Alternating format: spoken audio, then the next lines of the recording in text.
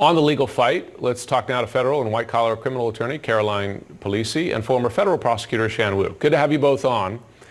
Shan, the court seems to have given Mark Meadows and others kind of a legal off-ramp here, right? They could say, listen, we're not going to appear until all these questions about executive privilege are settled. How long does that take, in your view, and where does it end? It's a pretty short off-ramp at the moment, Jim. This is a pretty expedited briefing schedule, and I think the panel will rule on it rather quickly, probably in early December. Of course, Trump's lawyers are anticipating this. This is like the worst-case panel for them with this makeup of judges. They could seek further delay with an en banc review, and then, of course, they'll try to go to the Supreme Court as well. So they're trying to buy a lot of time. I think they certainly bought at least into early December. So at least a bit, then Shan, just to follow that up for a second, if we're then moving on to other courts and potentially the Supreme Court, what does that time look like? How far out could that potentially push things? Yeah, that's hard to say. I mean, theoretically, it could push it close to the midterms or even theoretically beyond. But I think one important factor to consider is the court is very concerned about looking partisan here. And in a way, the closer it gets to the midterms, the more politicized it looks for them. So in their own way, they may feel some internal pressure to rule on this sooner rather than later. So there is some hope there of a faster track for this. Carolyn, for a moment to the president's comments here to Jonathan Karl in March, seeming to defend the violent rioters even as they were chanting things like hang Mike Pence, saying you understand their anger, etc. I mean, is there any criminal jeopardy for that, or is the solution purely political, right? Like an impeachment process, which frankly has already passed with the president's acquittal. I mean, does he face, as we often ask on so many of these things, does he face any actual consequences for this kind of thing? Yeah, at the moment, Jim, likely not.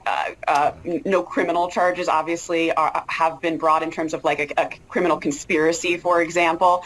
The hallmark of a conspiracy would be a meeting of the minds to commit a crime. The tape release thus far doesn't give that indication, but absolutely, the political fight is underway. And I agree with Shan. This is being billed as sort of a win for the Trump side, and it's really not. It's fairly, typical and normal for stays of this nature to be put in place while the courts decide the issues on the merits. I see. When we look at the subpoenas, the request for these witnesses, so we're waiting to see if Mark Meadows shows up and actually says he's not going to answer questions in person.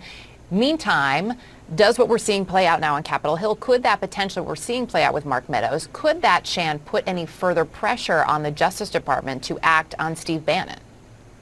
I think it does. As a former DOJ veteran, I am a little bit perplexed at this point at the amount of time it's taking. It doesn't seem like that complex of a case in terms of evidence. I have great regard for A.G. Garland. But I do think it's important that he realize he's no longer a Court of Appeals judge. He's a prosecutor now. There's a different role.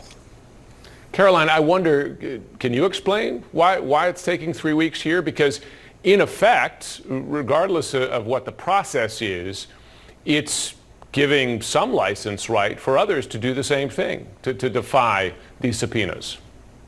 Yeah, and I would just note that Mark Meadows' attorney's letter issued recently really is legally disingenuous in that, there is no blanket privilege, and he's citing to this separate issue really that is before the court, saying, essentially stonewalling, saying that Meadows won't appear until this issue is decided. It's really not the same issue, and as Shan knows well, a privilege isn't invoked in a blanket sense. The witness has to show up. I mean, an attorney can, direct his or her client with sort of a scalpel and not a hammer, if you will, in terms of specific issues with respect to privilege.